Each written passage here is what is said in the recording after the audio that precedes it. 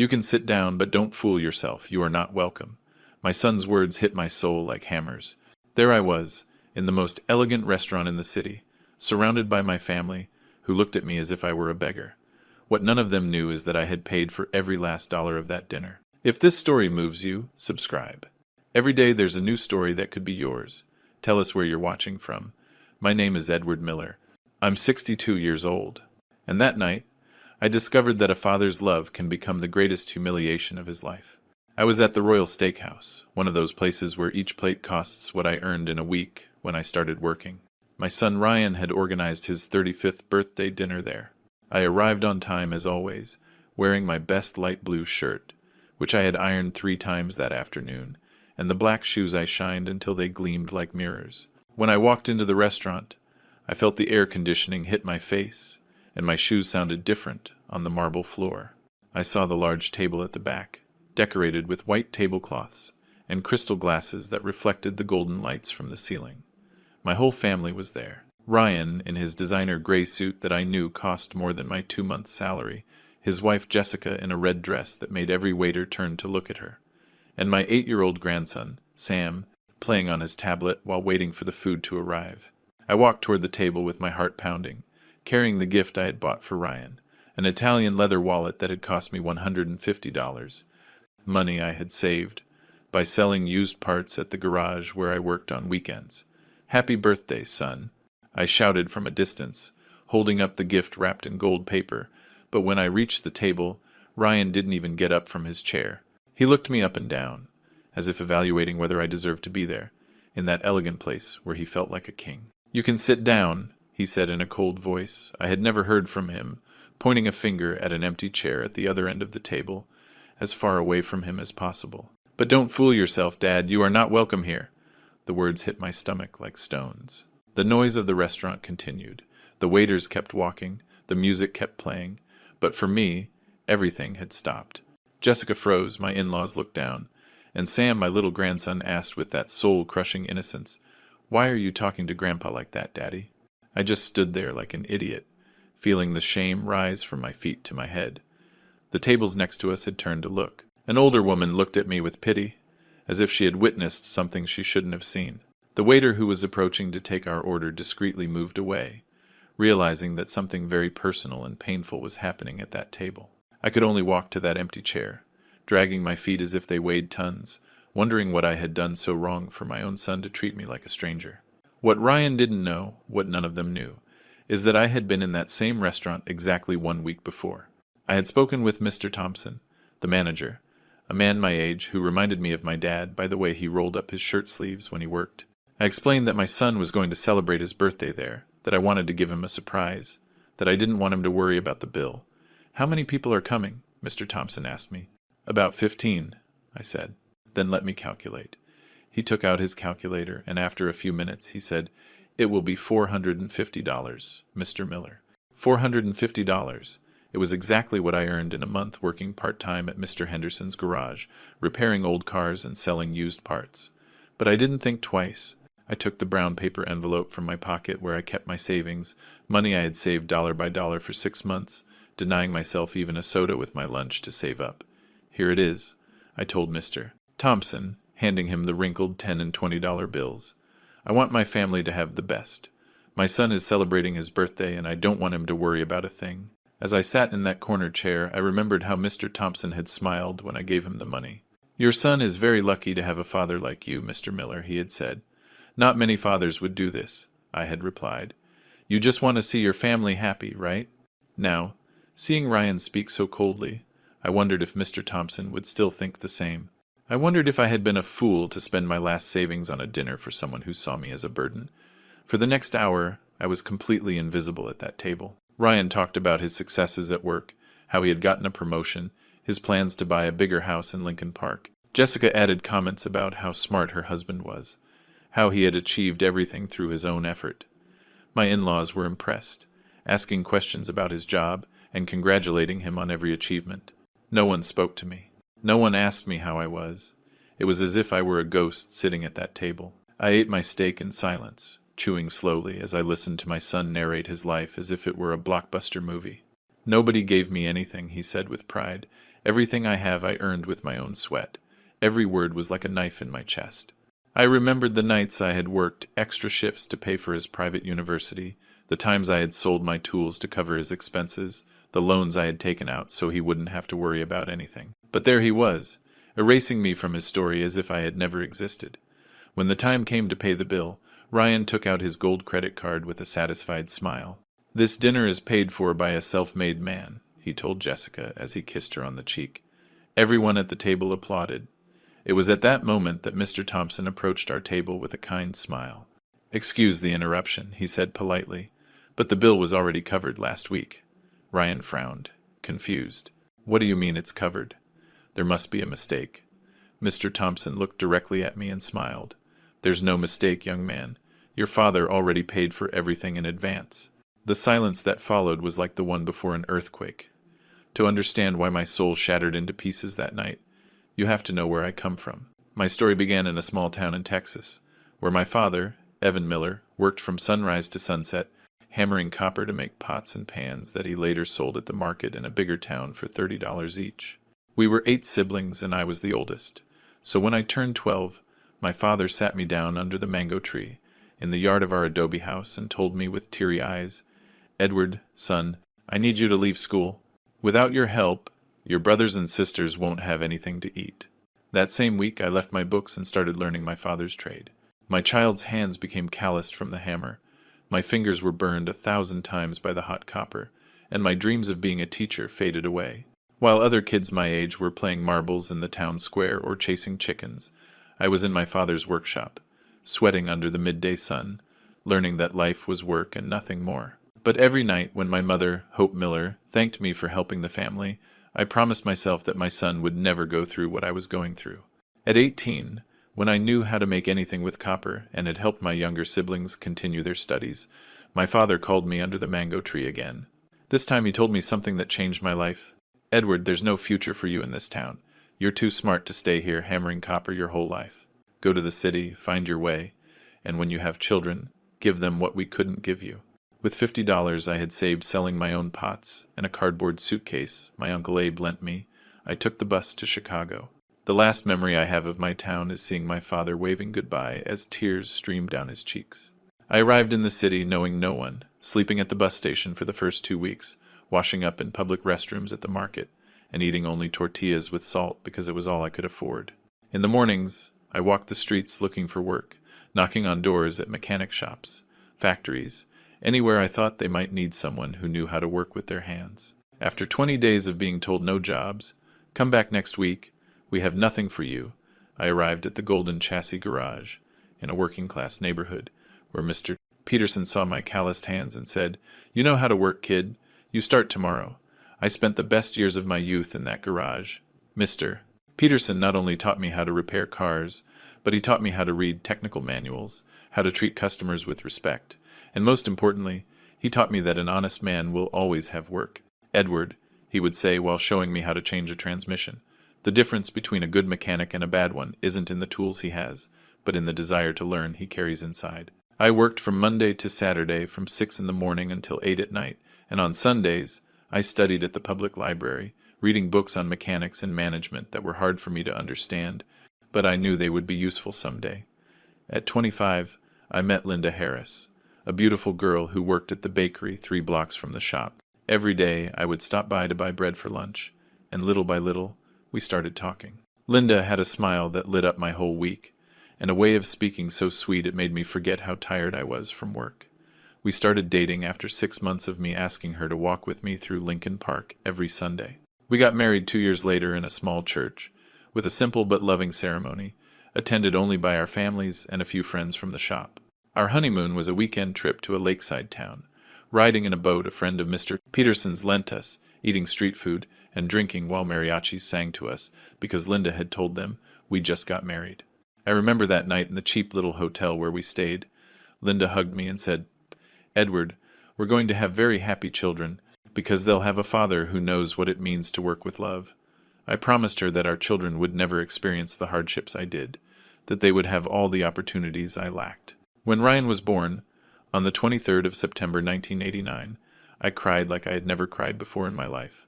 I held in my arms the reason for my existence, my chance to give someone everything I never had. He was a perfect baby, with his mother's big, dark eyes and the long hands he inherited from me. Linda was exhausted from labor but radiant with happiness. "Look at your son, Edward," she said in a tired but loving voice.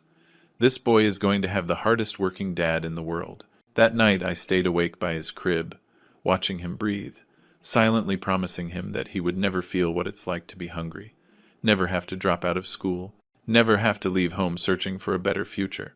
From the moment Ryan started walking, I began working double shifts to save money for his education. In the mornings, I worked at Mr. Peterson's garage, and in the afternoons I went to another shop where I repaired private cars. I would get home at 10 at night, my hands black with grease and my body aching with fatigue. But when I saw Ryan running towards me shouting, "Daddy," all the tiredness vanished. Linda would have a hot dinner ready for me and would tell me everything the boy had done during the day, that he had learned a new word, that he had put together a puzzle, that he loved it when she read him stories before bed. When Ryan turned 5, I enrolled him in the best private kindergarten I could afford, even though it meant I had to work on Sundays too. "My son," I would tell him as I walked him to school, "you are going to study whatever you want. You'll be an educated man, not like your dad who had to leave school." Ryan would hug me and say, "I want to be like you, Daddy. I want to fix cars." But I always replied, "No, son, you're going to be something much better. You're going to work in an office with clean hands and a fancy suit." Linda told me it wasn't bad that the boy wanted to follow in my footsteps, but I was determined that Ryan would have a different future than mine. The first 10 years of Ryan's life were the happiest of my existence.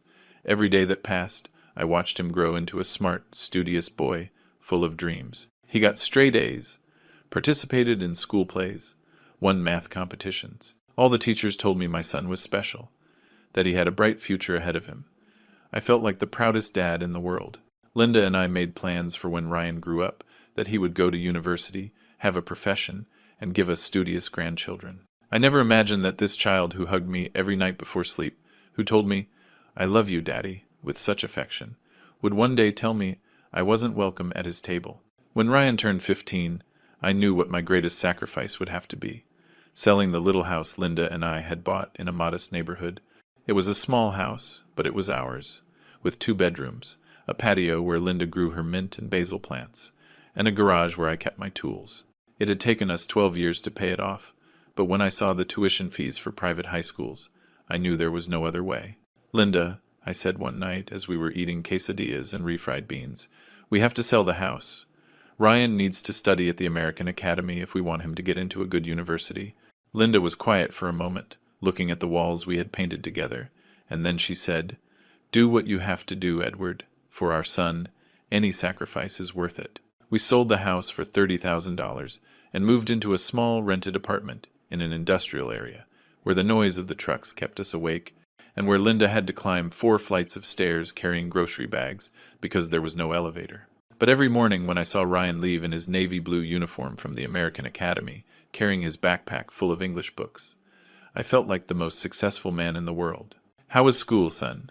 I asked him every afternoon when he got home. "Great, Dad," he always answered. "Today we covered organic chemistry and advanced mathematics." I didn't understand half of what he told me, but it filled me with pride to know my son was learning things I couldn't even imagine. During those 3 years of high school, I worked like I had never worked before in my life. Besides Mr. Peterson's garage, I took a weekend job at a shop in a fancier neighborhood where they repaired luxury cars. My hands became experts on BMWs, Mercedes-Benz, Audis, cars that cost more than everything I had earned in my life. The owners of those cars would arrive dressed in suits that cost what I earned in 6 months, talking on phones that looked like computers, complaining because they had to wait 2 hours for me to finish their car. "Hey, mechanic," they'd say, without even looking at me. "Hurry up, I have an important meeting." I would just lower my head and keep working, thinking that one day my son would be like them, successful, respected, important. The day Ryan graduated from high school with honors, I felt that all my effort had been worth it. I was standing in the school auditorium, in my only good suit that I had dry cleaned and pressed especially for the occasion, watching my son walk up to the stage to receive his diploma. Linda was crying with emotion beside me, squeezing my hand. "We did it, Edward," she whispered in my ear. "Our son is going to be someone in life." When Ryan came down from the stage and walked towards us in his cap and gown, I hugged him with all my strength. "I'm so proud of you, my son," I said with a broken voice. "Now, on to university. You're going to be an engineer, just like you always wanted." Ryan hugged me back and said, "Thanks for everything, Dad. Without you, none of this would have been possible." To pay for university, I had to make the most painful sacrifice of my life, selling the tools my father had passed down to me. Those copper tools he had made with his own hands back in our small town. They were hammers, chisels, files, all hand-forged by my dad over years of work. When I took them to the pawn shop, Mr. Sylvester, the owner, grabbed them and weighed them as if they were scrap metal. "I'll give you $800 for the lot," he said without even looking me in the eye. $800 for my father's life's work. But I needed that money for Ryan's enrollment at Northwestern University. That night, I called my dad. "Dad," I said, my voice trembling, "I had to sell your tools." There was a long silence on the other end of the line. Then my dad said, "It's okay, son. That's what tools are for, to be useful. If they helped your son go to school, then they served their purpose." During the 5 years Ryan studied business administration, I continued to work day and night to pay his tuition, his books, his school expenses. Linda had to start working too, selling homemade food at a local market to help with the bills. Ryan was at a university where all his classmates drove new cars, wore designer clothes, and talked about their trips to Europe as if it were the most normal thing in the world. I noticed that my son was sometimes embarrassed when I picked him up in my beat-up '95 sedan, my hands still dirty with grease because I came straight from the shop. "Dad," he said to me once, "let's just meet at the train station. It's just my friends." He didn't finish the sentence, but I understood perfectly. He didn't want his rich friends to see his mechanic dad. On the day of his university graduation, Ryan looked so handsome in his cap and gown. He had landed a job at a multinational corporation before even graduating, something that, according to him, was very hard to achieve. "Dad," he told me that night during the celebration dinner at a restaurant downtown, "you won't have to work so hard anymore. I'm going to make good money, and I'll help you." Linda and I hugged each other, thrilled. We thought we could finally rest a little, that we could enjoy the fruits of so much sacrifice. "We're so proud of you, son," I told him. Everything we did was worth it. Ryan smiled and hugged me. "You're the best dad in the world," he said. "I'll never forget everything you did for me." Those were the last kind words my son ever said to me. 3 months after graduating, Ryan met Jessica Campbell at a company party. Jessica came from a wealthy family. Her father owned several clothing boutiques on the Gold Coast, and her mother was an interior decorator for the rich. From the first time Ryan introduced her to me, I could tell she looked at me like I was something dirty. "Nice to meet you, sir," she said when I extended my hand to greet her, but you could tell she didn't want to touch me. She was dressed in clothes that looked incredibly expensive, wore a sweet perfume that made me dizzy, and spoke with an accent that sounded like it was from TV. "And what do you do?" she asked. "I'm a mechanic," I answered with pride. Jessica smiled, but it was a fake smile, the kind people give when you tell them something they don't like but have to pretend they do. From the moment Ryan started dating Jessica, everything in our relationship changed. He no longer came to visit us every Sunday like before. He no longer told me how work was going. He no longer asked for my advice on anything. When I called him on the phone, he was always in a hurry, always had something important to do. "Dad, I'll talk to you later, I'm busy," he'd say. "Dad, I can't make it on Sunday. Jessica and I have plans." Linda noticed something was happening. "Edward," she'd say to me at night, "our son is changing, he's not the same." I tried to defend him. "It's normal, dear. He's in love, he's starting his life. You'll see, everything will go back to normal." But deep in my heart, I knew Jessica was filling his head with ideas that were pushing us further and further away. The first hurtful comment I heard from Jessica was at their engagement party, held at her parents' house. It was a huge house in Lincoln Park, with a garden, a swimming pool, and uniformed waiters serving appetizers I didn't even know how to eat. Linda and I arrived in our fanciest clothes, but we felt like fish out of water. Jessica was introducing Ryan to all her friends. "This is my fiancé," she'd say. "He graduated with honors from Northwestern and is already a supervisor at a multinational company. He paid for his entire degree all by himself. He's a self-made man." I was standing a few feet away, hearing everything. Ryan didn't correct her. He didn't say that I had paid for his university. He didn't say I had sold my house and my father's tools so he could study. He stayed silent, letting Jessica tell that lie. That night, when Linda and I returned to our small apartment, I sat at the kitchen table and cried like I hadn't cried since I was a child. "What did I do wrong, Linda?" I asked my wife. "Why is my son ashamed of me?" Linda hugged me and said, "You didn't do anything wrong, Edward. You raised an ungrateful son, that's all." But I knew it was more complicated than that.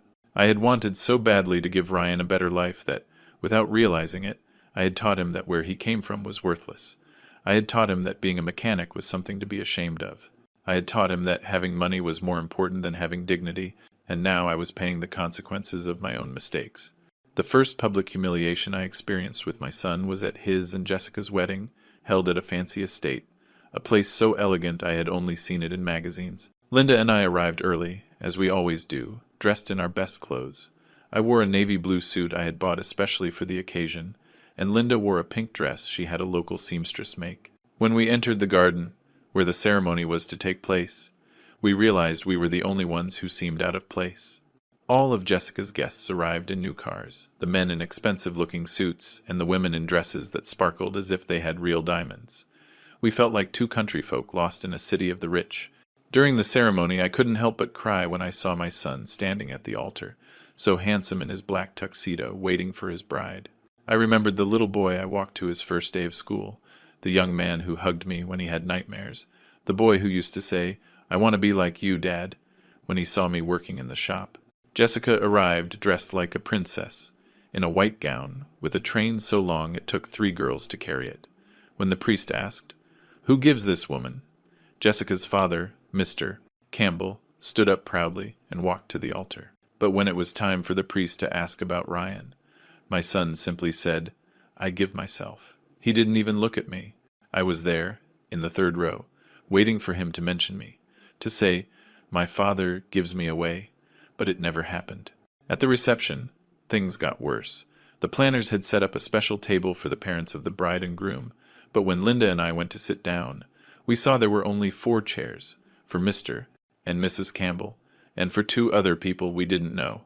"Excuse me," I said to the planner, a young man in a black suit who spoke with a polished accent. "Where do we sit?" The young man checked his list and told me, "You are at table 8, over there in the back." The table where you could barely hear the music, and where the guests, who were obviously not important to Jessica's family, were seated. We ended up next to a distant aunt of Jessica's, who complained all night about the food, and some cousins who arrived drunk and talked about football the whole time. The worst part of that night was when the speeches began. Mr. Campbell stood up with a glass of champagne in his hand and started talking about how proud he was of his daughter, how Ryan was the perfect son-in-law, how he had seen from the beginning that my son was a young man with a future who had made it on his own. "This young man, Mr. Campbell said, pointing at Ryan, "is an example that in America, if you want to get ahead, you can do it with hard work and dedication, without anyone's help, just with your will to succeed." The whole room applauded. Ryan smiled proudly. Jessica kissed him on the cheek, and I was sitting at my corner table, feeling as if I had just been erased from my own son's history. When Mr. Campbell's speech ended, I waited for my son to say something, to mention me even in passing, to say thanks to my parents for all their support. But Ryan just stood up, thanked the guests for coming, and sat down. Not a single word about me, about Linda, about everything we had done for him. Linda grabbed my hand under the table. "Let's go, Edward," she whispered. "There's nothing for us here anymore." But I didn't want to leave. It was my only son's wedding, and even though it hurt, I wanted to be there until the end. I wanted to see their first dance as a married couple. I wanted to be present at that important moment in his life, even if he had decided I wasn't important to him. If you're listening to my story, please tell me in the comments where you're watching from. Sometimes, knowing there are people in the world who hear me gives me the strength to keep telling these things that hurt so much to remember. After the wedding, Ryan and Jessica went on a 3-week honeymoon to Europe. When they came back, they didn't call to tell us how it went. I found out about their trip from the pictures Jessica posted on Facebook, where I saw them having dinner at elegant restaurants in Paris, visiting museums in Rome, drinking wine on the beaches of Greece. In all the photos they looked happy, in love, living a life I had only seen in movies. A week after they returned, I couldn't take it anymore and called them. "How was your trip, son?" I asked Ryan. "Great, Dad," he answered in a cold voice I didn't recognize. "But I'm very busy. We just got back and I have a lot of work to catch up on." The call lasted less than 5 minutes. He didn't ask how I was, how Linda was. He didn't invite us to visit. He didn't tell us anything about his trip. 3 months after the wedding, Linda and I found out that Ryan and Jessica had moved into an apartment on the Gold Coast, in one of those modern buildings with a doorman and a gym. They didn't tell us anything. We found out because Jessica's mother posted pictures of the new place on Facebook, showing off the Italian furniture and the view from the 15th floor. "Edward," Linda said to me that night, "our son wants nothing to do with us anymore." I tried to defend him again. "He's just starting his marriage, dear. He needs his space." But the truth is, I was also realizing that something had changed forever. The son I had raised, the one who called me his hero, no longer existed. In his place was a man who was ashamed of his origins. The first Father's Day after his wedding, I waited all morning for Ryan to call or come visit. Linda had prepared his favorite dish from childhood, thinking maybe he would come for lunch like he used to. But the phone never rang. At 6 in the evening, I couldn't wait any longer and called his cell. "Happy Father's Day, son," I said when he answered. "Oh, right, Happy Father's Day, Dad," he replied as if it were an annoying obligation. "Aren't you guys coming for lunch?" I asked. "No, Dad, Jessica and I have plans. We're going to have lunch with her parents."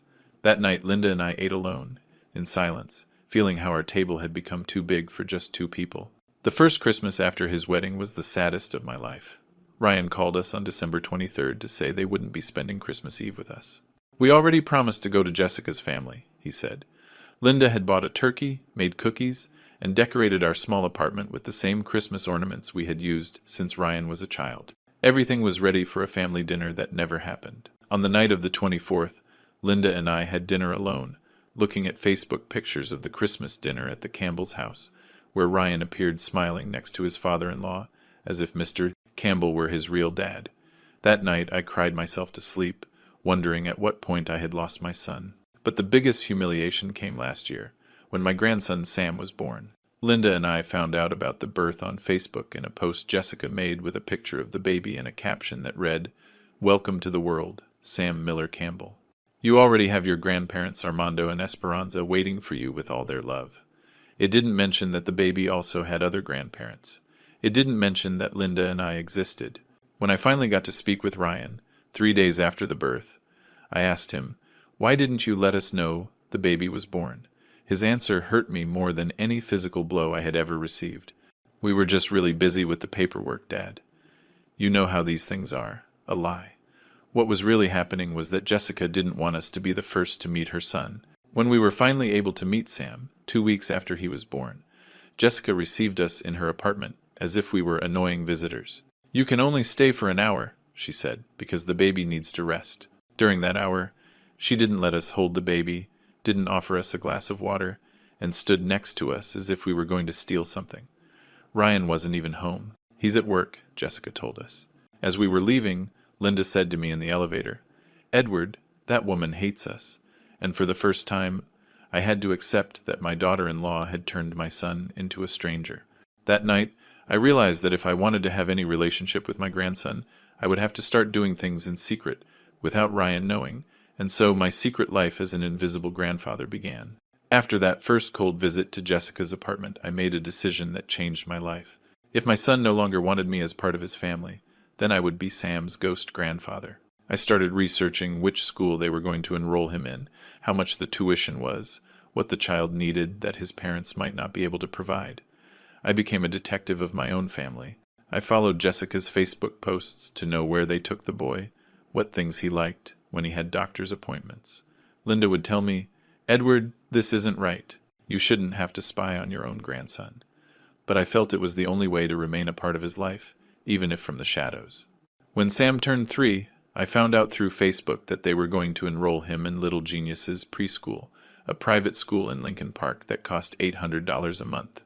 I knew Ryan made good money at his job, but I also knew that with the expenses of the expensive apartment, the new car they had bought, and the lifestyle they led, an extra $800 a month could be a problem. So, I went to the school one afternoon. I spoke with the principal and told her I wanted to pay for 6 months of my grandson's tuition in advance. "Are you the grandfather?" the woman asked me. "Yes," I replied, "but it's a surprise. The parents can't know that I paid." The principal smiled and said, "What a beautiful gesture, Mr. Miller. The boy is very lucky to have a grandfather like you." For 3 years, I secretly paid for Sam's schooling.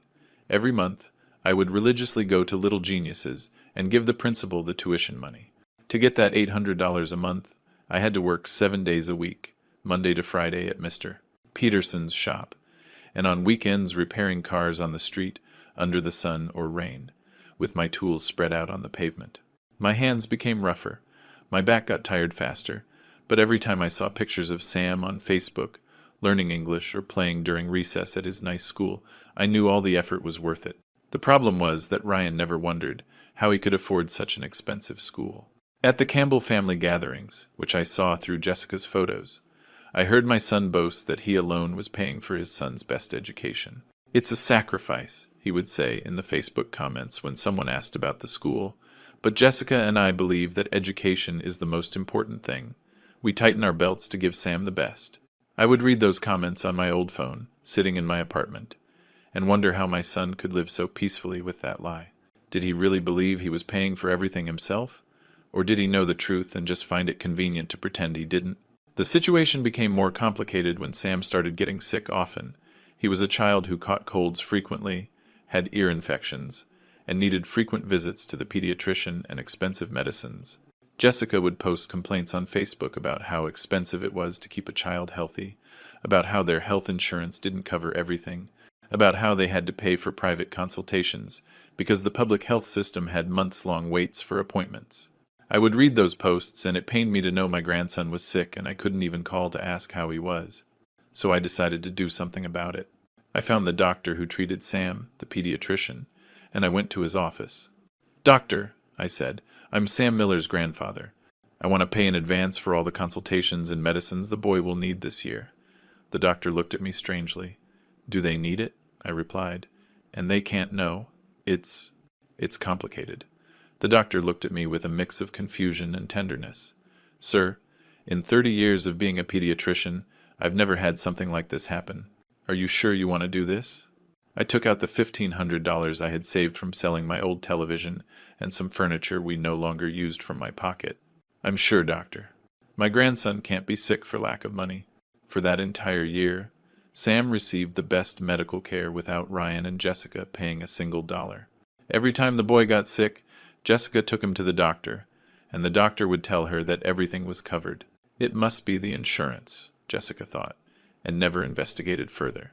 On Facebook, Jessica continued to complain about how expensive it was to have children, but she no longer mentioned medical expenses.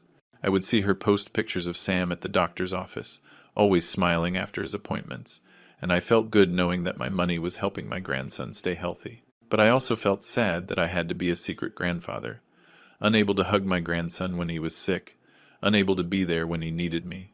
The most painful thing was that Sam, without knowing it, sometimes mentioned things that gave me clues that he knew someone else was helping. One time, Linda and I were at a shopping mall, and by chance, we ran into Jessica with Sam. The boy, who was already 5, ran towards me shouting, "Grandpa Edward!" Jessica became very uncomfortable, but she couldn't stop the boy from hugging me.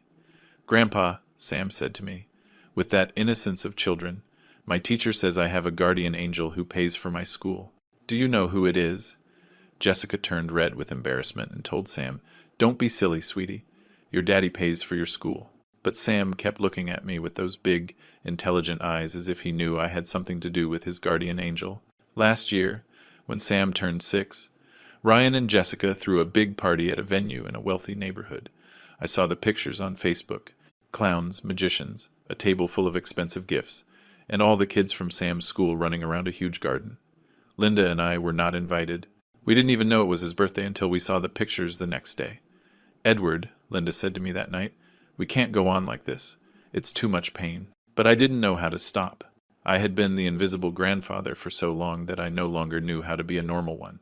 I no longer knew how to approach my son without him rejecting me, how to be part of my grandson's life without causing problems. What hurt me the most was realizing that Ryan truly believed he had achieved everything on his own. In the work meetings he had, according to what Jessica posted on Facebook, my son always talked about how he had come from nothing, how he had managed to give his family a high standard of living without anyone's help.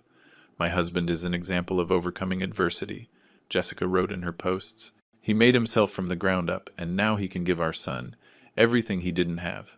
Every time I read those words, I wondered if Ryan had really forgotten everything I had done for him, or if he had simply decided to erase it from his memory, because the version where he was the sole hero of his story was more convenient. The hardest moment came last year, on a special day for kids. I had seen on Facebook that Jessica and Ryan were going to take Sam to Six Flags, and I decided to go too, just to see him from afar, to watch my grandson have fun, even from a distance.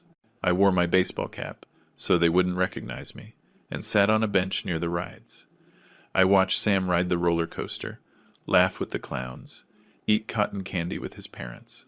He looked so happy, so loved, so protected. But when I saw them walking towards where I was, I quickly got up and hid behind a hot dog stand. I didn't want to cause trouble. I didn't want Jessica to get upset. I didn't want Ryan to yell at me in front of Sam. At that moment, I realized that I had become a stranger in my own family's life. I was a grandfather who had to hide to watch his grandson play. That night, I came home and cried for hours, wondering how I had reached such a painful point in my life. The moment I discovered the extent to which my son had decided to erase me from his story was 6 months ago, during a rainy afternoon I will never forget. I was at Mr. Peterson's garage repairing a Jetta's transmission when Mike Davis, a young man who had worked with me years ago and now had his own parts business, came in. "Hey, Mr. Edward," he said as he shook off the rain. "Didn't you tell me your son works at Monterey Corporate?" "Yes," I replied. "He's a regional manager." Mike smiled and said something that changed my life. "Well, I was in a meeting with him yesterday. He told me his whole life story, how he made it on his own. He's very proud of being self-made." I stopped working and stared at him. "What do you mean, self-made?" Mike realized he had said something wrong. "Oh, you know how executives are, always bragging about their achievements." That night, I couldn't sleep. I stayed awake thinking about what Mike had said, trying to convince myself that maybe it was a misunderstanding, that maybe Ryan had mentioned his family, but Mike hadn't noticed. But something told me I had to investigate further. The next day, I went to an internet cafe near the garage and Googled my son's name. What I found destroyed my soul. There was an interview he had given to his company's magazine titled "From the Neighborhood to the Office: The Success Story of Ryan Miller." In that interview, my son told how he had grown up in a humble family, how he had worked since he was young to pay for his studies, how he had managed to get ahead without anyone's help, just with hard work and dedication. I read that entire interview 3 times, hoping to find even a small mention of me, of Linda, of everything we had done for him, but there was nothing.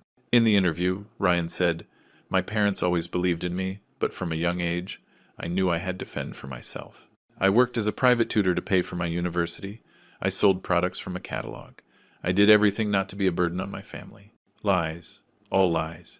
He had never worked during university, never sold anything from a catalog, never tutored anyone. He had dedicated all his time to studying because I was killing myself working so he wouldn't have to worry about money. And there he was, inventing a story of personal struggle that had never existed. The worst part of that interview was a photo where Ryan appeared in his office, dressed in an expensive suit, smiling with that successful, self-made man's smile. The caption read, "Ryan Miller, an example that in America, it's possible to get ahead with your own effort." I stared at that photo for a long time, trying to find in that face something of the boy I had raised, of the son who used to tell me, "I love you, Dad," every night before bed. But the man in the photo was a stranger. He was someone who had decided his story was better without me in it, that his success was more impressive if it seemed he had achieved it alone. That same week, I decided to look for more information online. I found Ryan's LinkedIn profile, where he also told his professional story. It said, "A professional graduate of Northwestern University, where I studied thanks to an academic excellence scholarship and part-time jobs that allowed me to afford my studies." Another lie.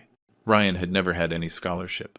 I had paid every dollar of his tuition by selling my house, my tools, working double shifts for 5 years. But in his official version, I didn't exist. In his official version, he was a poor but talented young man who had managed to study at a private university thanks to his own effort. It was a much more inspiring story than the real one, where a mechanic father had sacrificed everything to give his son a chance. What hurt the most was finding a YouTube video where Ryan had given a talk at his company about leadership and personal growth. In that 40-minute video, my son talked about his life philosophy, how he had learned that no one will give you anything in life, how he had developed his winner's mindset, working since he was young to get everything he had. For 40 full minutes, Ryan talked about his success, his achievements, his plans for the future, without once mentioning his family, without mentioning that he had parents who had supported him, without mentioning that someone had made sacrifices so he could be standing there, giving advice on success. In his story, he was the only protagonist. After watching that video, I called my sister Lucy, who lives in another state, and told her everything I had discovered. "Lucy," I said with a broken voice, "my son is saying he's self-made. He's denying that we exist." My sister was quiet for a moment, and then she said something that broke my heart. "Edward, maybe it's true that he is self-made.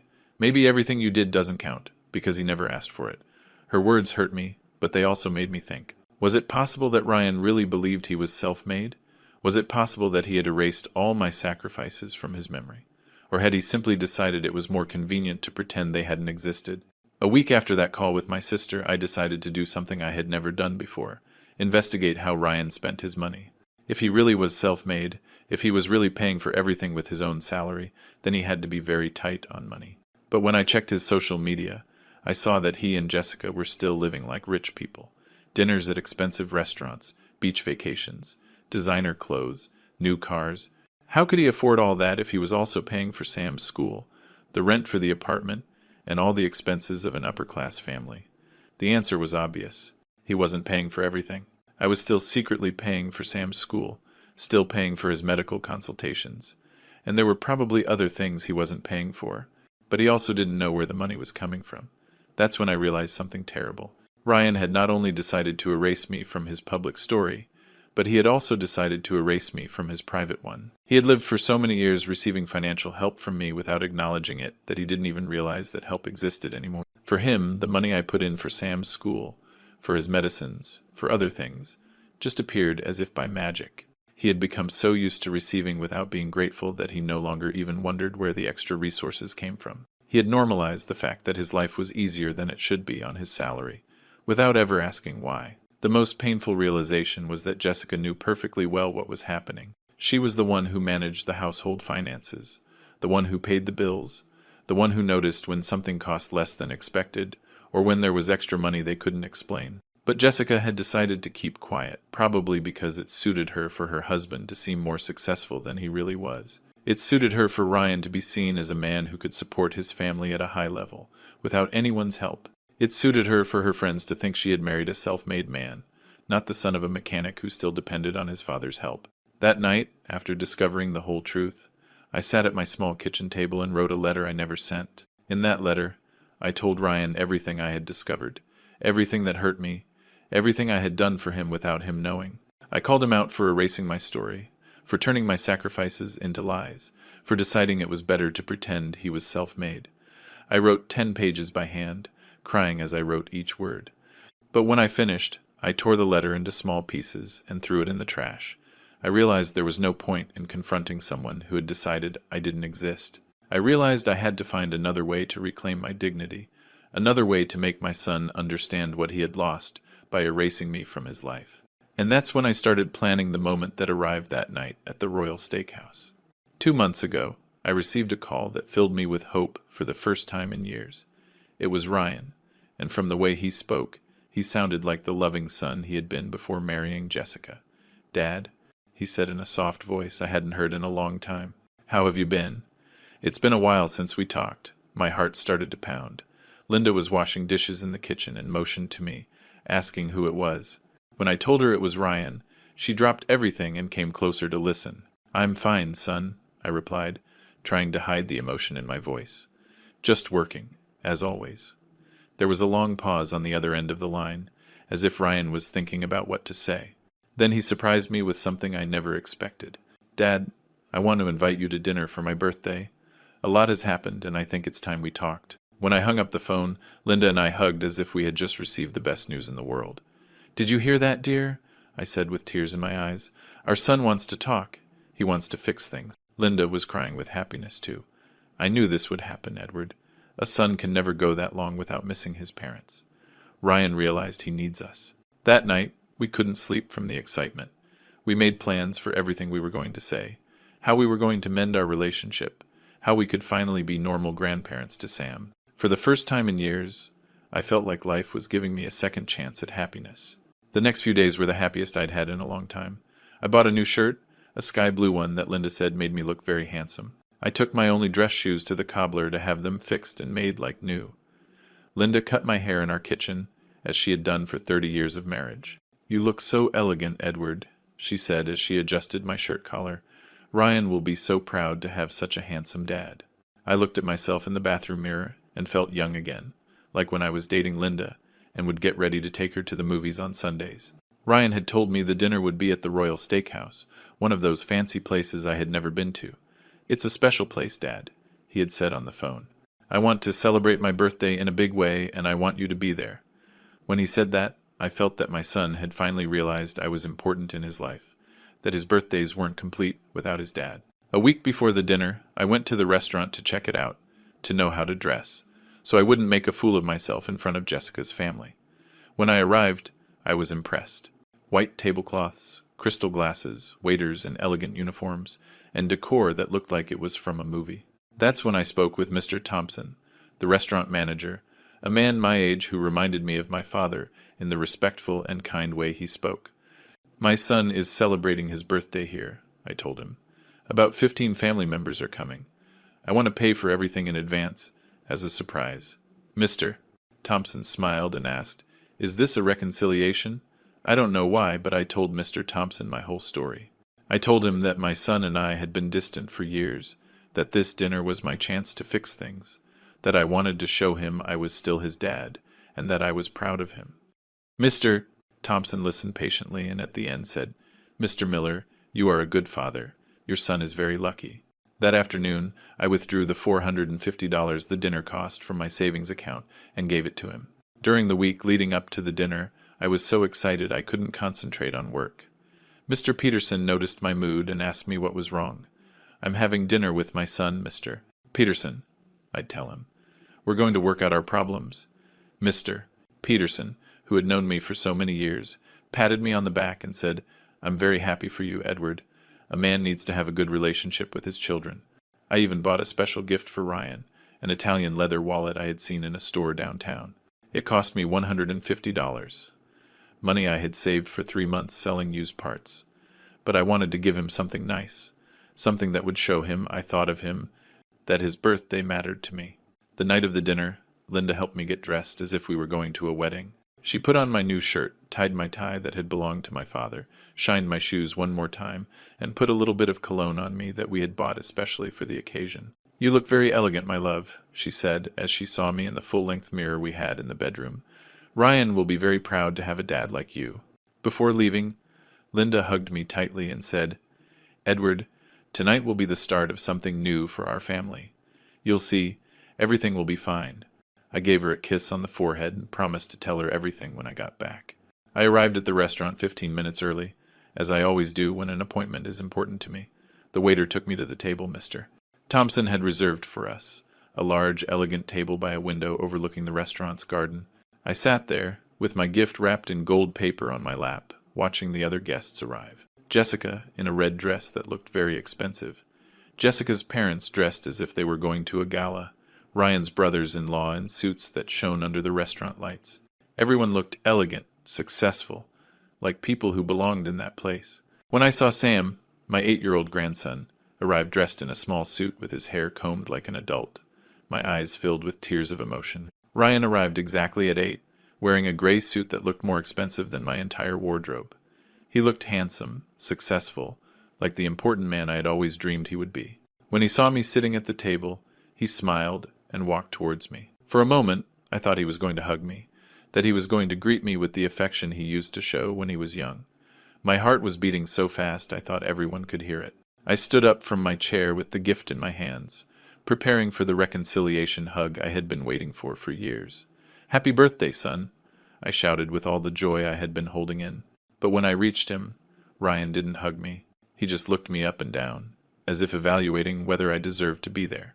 "You can sit down," he told me in a cold voice that felt like ice water. It wasn't the tone of someone who was happy to see me. It wasn't the tone of a son who had missed his father. It was the tone of someone doing an annoying favor. He pointed with his finger to an empty chair at the other end of the table, as far as possible from where he was going to sit. And then he said the words that destroyed my soul. "But don't fool yourself, Dad. You are not welcome here." At that moment, I realized that all my hope had been an illusion. I realized that Ryan hadn't invited me to reconcile. He had invited me to humiliate me in front of his entire political family, to show them that he had control over me, that he could treat me however he wanted, and I would take it. As I walked to that corner chair, with my legs trembling and my heart broken into 1,000 pieces, I understood the most painful truth of my life. My son had set a trap for me. He had perfectly calculated how to inflict the maximum possible damage. He knew I would arrive full of hope, dressed in my best clothes, expecting a reconciliation. He knew I would bring a gift, that I would be excited, that I would have hope. And he had decided to destroy all of that in front of witnesses, in front of Jessica's family, to look good with them, to show them that he had nothing to do with the poor mechanic who had raised him. That night, I discovered that my son had not only erased me from his story, he also hated me enough to want to see me suffer. And the worst part was that I had paid for my own humiliation. When I sat in that corner chair, feeling all the eyes at the table judging me, something broke inside me. It wasn't just sadness I felt. It was a rage that had been building for years, a dignity that had been trampled on for too long. I saw Ryan laughing with Jessica. I saw my brothers-in-law making jokes about something. I saw Sam playing on his tablet without understanding why his grandfather was so far away, and I realized I couldn't stay silent anymore. I couldn't continue being the invisible father, the ghost grandfather, the man who paid for everything from the shadows while others took the credit.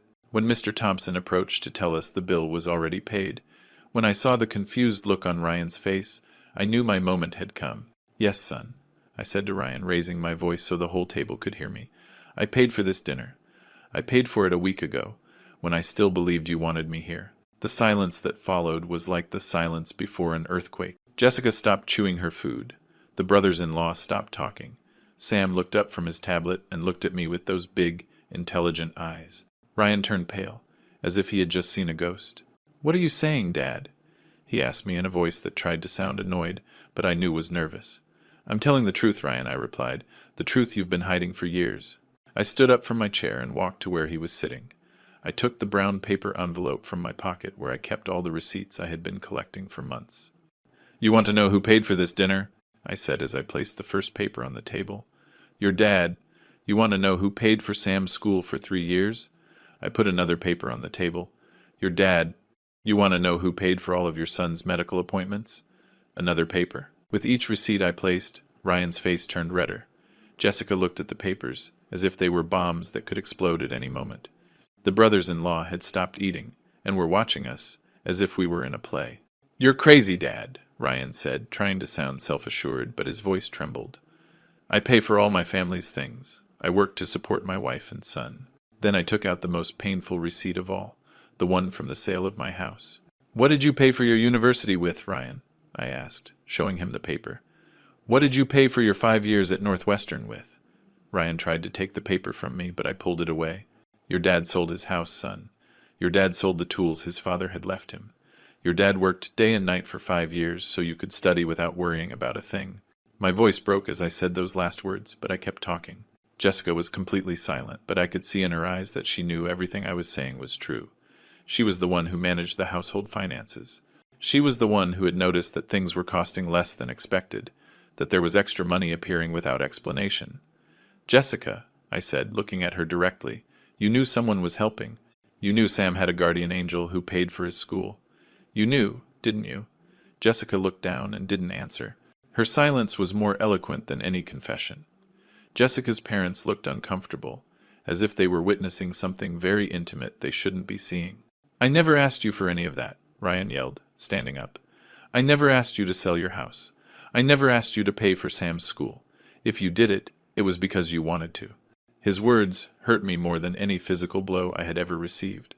"You're right, son," I replied with a calmness that surprised even me. "You never asked me for anything, because a son doesn't have to ask his father to love him, because a son doesn't have to ask his father to sacrifice for him, because that's what fathers do. Give everything without expecting anything in return. But I did expect something, Ryan. I expected you not to erase me from your story." I took out my old phone and searched for the interview I had found online, the one where Ryan told how he had made it on his own. "Do you want me to read to everyone what you said in this interview?" I asked. Do you want them to know how you said you paid for your university by working part-time? Ryan tried to take the phone from me, but I continued reading aloud. From a young age, I knew I had to fend for myself. I worked as a private tutor to pay for my university. I looked up and looked at the whole table. A lie. Ryan never worked during university. I paid every dollar of his studies. The guests shifted uncomfortably in their chairs. Sam had put down his tablet and was looking at us with a confusion that broke my heart. "Enough, Dad," Ryan said, his voice no longer angry but pleading. "That's enough. Don't do this here." But I couldn't stop. I had been silent for too many years. I had held in too much pain. Do what, Ryan? Not tell the truth? Not defend my dignity? Not defend myself from the lies you've been telling about me? I took more papers from the envelope. Here are the receipts for everything I've secretly paid for years. Here is the proof that the successful man you see sitting there, I said, pointing at him, did not make himself. He was made with the sacrifice of a father who sold everything he had to give him a chance to be someone in life. Jessica finally spoke, but not to defend her husband. "Ryan," she said in a very soft voice, "is everything your dad is saying true?" Ryan remained silent, looking at the papers I had scattered on the table, as if they were evidence in a trial. "Answer your wife, son," I said. "Tell her if it's true that I paid for her university. Tell her if it's true that I'm still paying for Sam's school. Tell her if it's true that the success you brag so much about was built on the sacrifices of a mechanic who broke his back for you." Ryan looked up and looked at me with a mixture of hatred and shame I had never seen in his eyes. "Yes," he finally said, "it's true." When Ryan confessed the truth, something changed in the atmosphere of the whole table.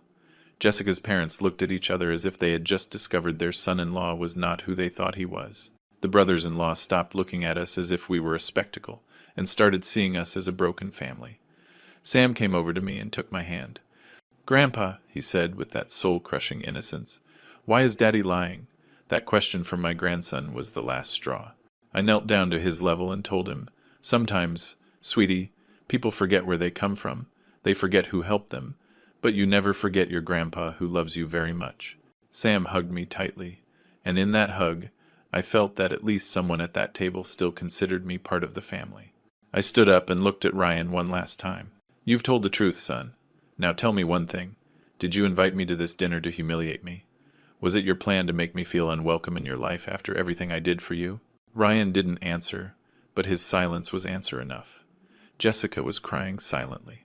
Jessica's parents looked at their son-in-law as if he were a stranger. The elegant restaurant's atmosphere had become heavy, uncomfortable, filled with a truth that had been hidden for too long. "Well, you know what, Ryan?" I said, collecting my receipts from the table. "You're right about one thing. From now on, you won't have to worry about your dad helping you anymore. Because your dad is going to leave your life, just like you wanted. But you'll leave knowing who paid for this dinner. You'll leave knowing who the real man of this family was." Just as I was gathering my papers to leave the restaurant, feeling like I had said everything I needed to say but with a shattered heart, Sam did something that changed everything. My 8-year-old grandson let go of Jessica's hand and walked towards me with the determined steps children have when something really bothers them. "Daddy," he said to Ryan, in a more serious voice than a child his age should have. "Why did you say those mean things to my grandpa?" The whole table fell silent. Sam continued, "My teacher says lying is wrong. Why did you lie about my grandpa?" Ryan tried to quiet him. "Sam, go sit down. The adults are talking." But Sam didn't move. "No," my grandson said with a firmness that filled me with pride. "My grandpa is sad, and it's your fault." At that moment, Mr. Thompson, the restaurant manager, approached our table. He had been watching the whole argument from a distance and looked concerned about the scene we were making. But instead of asking us to leave, he did something I never expected. "Excuse me for interrupting," Mr. Thompson said, addressing the whole table, "but I have to say something. Mr. Miller," he said, looking at me directly, "you came here a week ago, very excited, telling me you were going to reconcile with your son. You told me your whole story, how proud you were of him, how much you had worked to give him a good education. You paid for this dinner with wrinkled bills that you could tell had been saved for a long time. And you told me, 'I want my family to have the best, Mr. Thompson. My son is celebrating his birthday, and I don't want him to worry about a thing.'" Mr. Thompson continued speaking, and with every word he said, I saw Jessica's face turn redder with shame. "In 30 years of working in restaurants, Mr. Thompson continued, I've seen many families, many celebrations, many reconciliations. But I have rarely seen a father as proud of his son as you, Mr. Miller. When you told me your son was a manager, that he had studied at a private university, that he had a beautiful family, your eyes shone as if you were talking about the president. Ryan's brothers-in-law looked down. Jessica's parents looked uncomfortable. Ryan was completely silent, as if Mr. Thompson's words had left him speechless. But what impacted me the most was when Mr. Thompson addressed Ryan directly. "Young man," he said with the respect due to a customer, but with the firmness of a father scolding his son. "Your father told me you were an example of overcoming adversity, that you had gotten ahead thanks to the education he had given you. He didn't talk about a son who was self-made. He talked about a son who had taken advantage of all the opportunities a hard-working father had given him." The silence at the table was so deep I could hear my own heartbeat. "Your father is very proud of you, Mr. Thompson continued. "The question is, are you proud of your father?" Ryan finally spoke, but his voice was completely different from the cold one he had used with me all night. "Mr. Thompson," he said, "you don't understand. Things are more complicated than they seem." But Mr. Thompson was not intimidated. "No, young man. Things are very simple. Your father loves you. He sacrificed for you, and you are treating him like he's a burden. That's not complicated. That's ingratitude." Mr. Thompson's words hit Ryan like blows. Jessica stood up and approached Mr. Thompson. "Sir, we appreciate your opinion, but this is a family matter." Mr. Thompson looked at her with a sad smile. "You're right, ma'am. It is a family matter, and families are built on love and respect, not on lies and shame." When Mr. Thompson walked away from our table, the silence that remained was different from before. It was no longer an uncomfortable silence. It was a reflective silence, like when someone tells you a truth you didn't want to hear but needed to. Sam took advantage of that silence to do something that broke my heart in the most beautiful way. He climbed onto my lap and hugged me tightly. "Grandpa," he said loudly so everyone could hear, "I am proud of you. My teacher asked me what my grandpa does, and I told her he fixes cars and that he's the smartest person in the world." Tears started to stream down my cheeks. "Do you know what my teacher said?" Sam continued. "She said that grandpas who know how to fix things also know how to fix broken hearts." Jessica, who had been quiet during Mr. Thompson's entire intervention, finally spoke, but not to defend Ryan. "Edward," she said in a very soft voice, as if she were ashamed to speak, I knew someone was helping with Sam's expenses. I knew the school sometimes told us it was already paid for when we hadn't paid. I knew the doctor's visits were cheaper than they should have been." Ryan looked at her with a look of betrayal. "Why didn't you tell me anything?" he asked. Jessica looked at him with a mixture of sadness and disappointment. "Because it was convenient for me to believe you could pay for everything yourself. Because I liked to show off that my husband was so successful he could maintain this lifestyle without help. But I always knew something was strange. Then something I never expected happened. Mr. Campbell, Jessica's father, that elegant man who had always spoken of Ryan as if he were the perfect son-in-law, stood up and walked to where I was sitting. "Edward," he said. "Can I call you Edward, right?" I nodded, confused. "Edward, I want to apologize to you. In my house, Ryan always told us he was self-made, that he had achieved everything on his own. Jessica and I believed that story because we liked to think our daughter had married a self-made man. But now I realize that the real story is much more beautiful than the one he told us." Mr. Campbell stood by my chair. "The real story is that of a father who sacrificed for his son. That is a story any family would be proud of." Mrs. Campbell, Jessica's mother, also approached our side of the table. "Edward," she said with a smile that was completely different from the forced one she had always given me, "in my family, we've always said that you know a man by what he does when no one is watching. You've been doing good things for your family for years, without anyone knowing, without expecting recognition. That speaks very well of you." Their words surprised me so much I didn't know what to say. For years, Jessica's parents had treated me as if I were inferior to them, as if I weren't worthy of being in their family. And there they were, acknowledging my worth in front of everyone.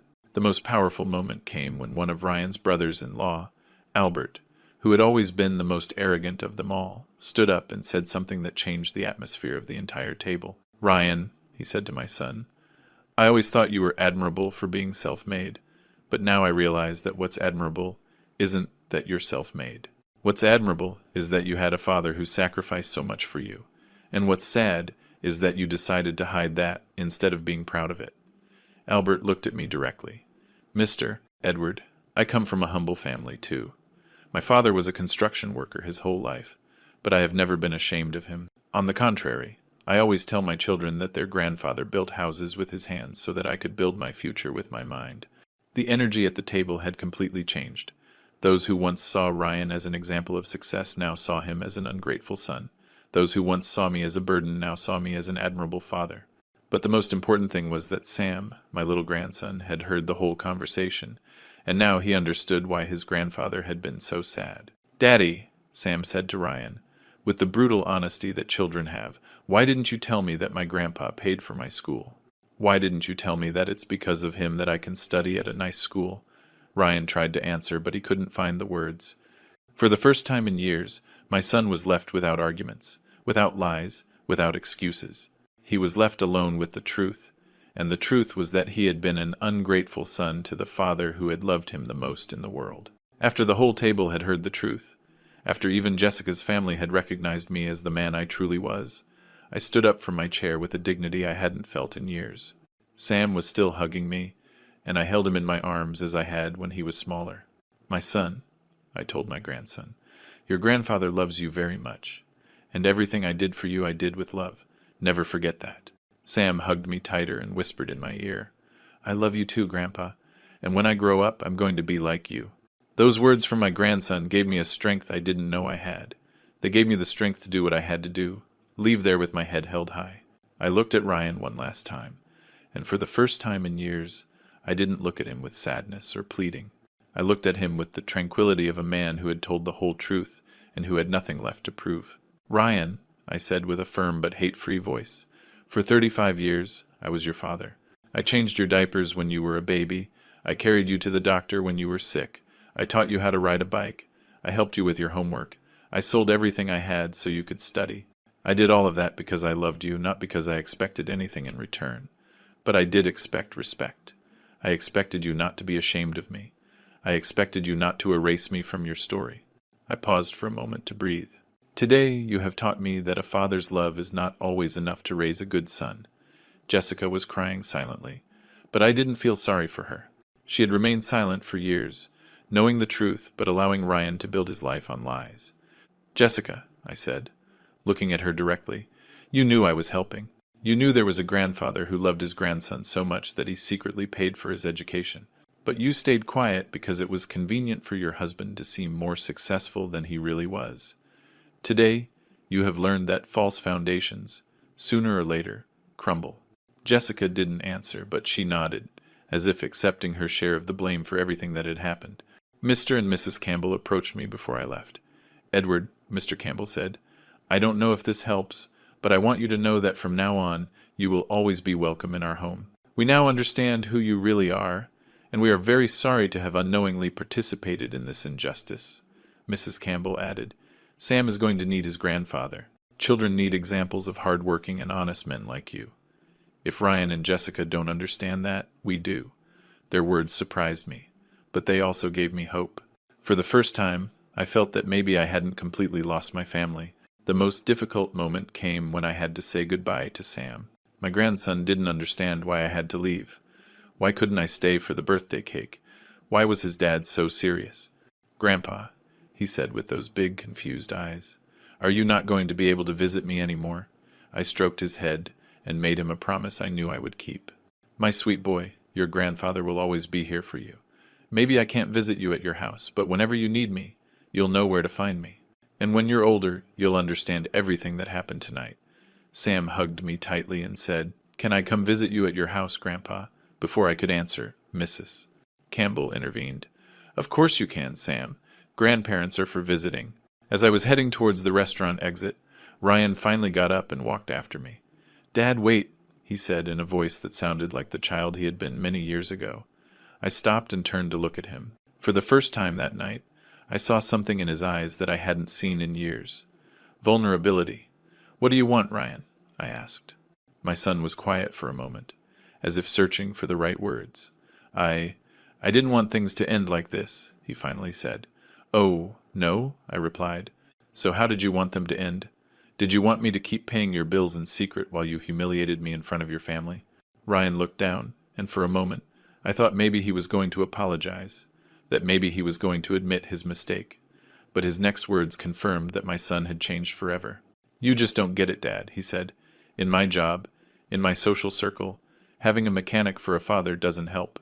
People judge by appearances. I needed to create an image of success."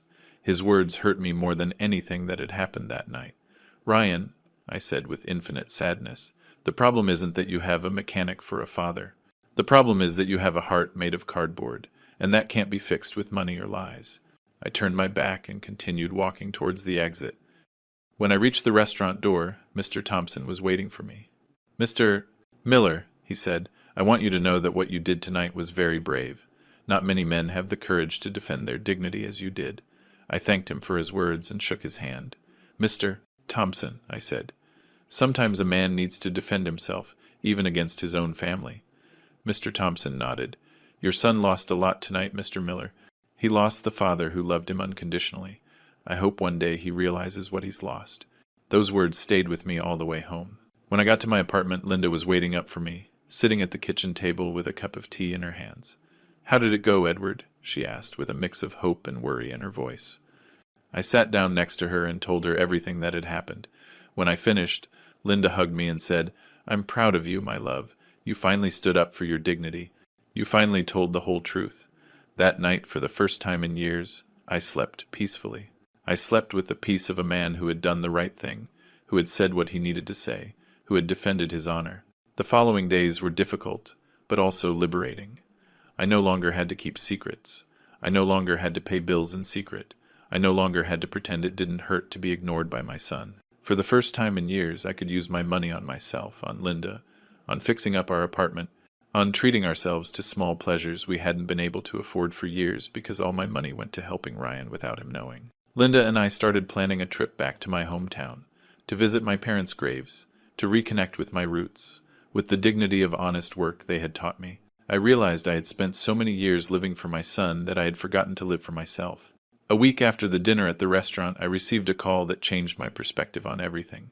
It was Mrs. Campbell, Jessica's mother. "Edward," she said, "Sam has been asking about you every day. Yesterday he told me he wants to learn how to fix cars like his grandpa. Would it be okay if I brought him to visit you on Saturday?"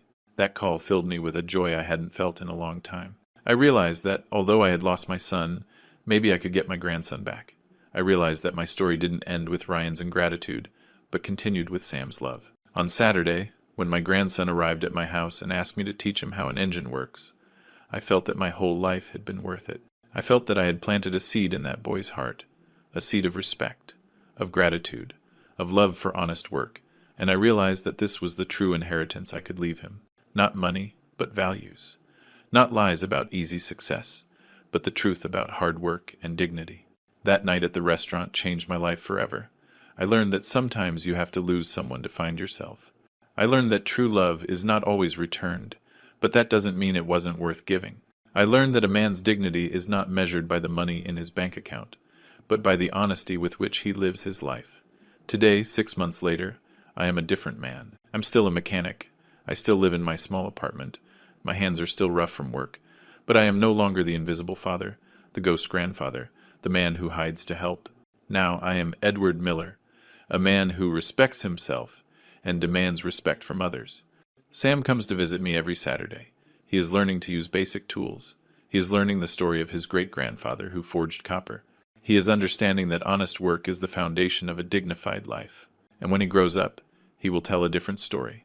He will tell the story of a grandfather who loved him unconditionally, who taught him real values, who showed him that true wealth is in the heart. And you? What would you do if you were me? Would you stay silent if someone erased all your sacrifices from their story? Would you continue to help in silence someone who is ashamed of you? Or would you defend your dignity, even if it meant losing the person you love most? If this story touched your heart, comment below and tell us where you're listening from. Sometimes, knowing that there are people who understand our pain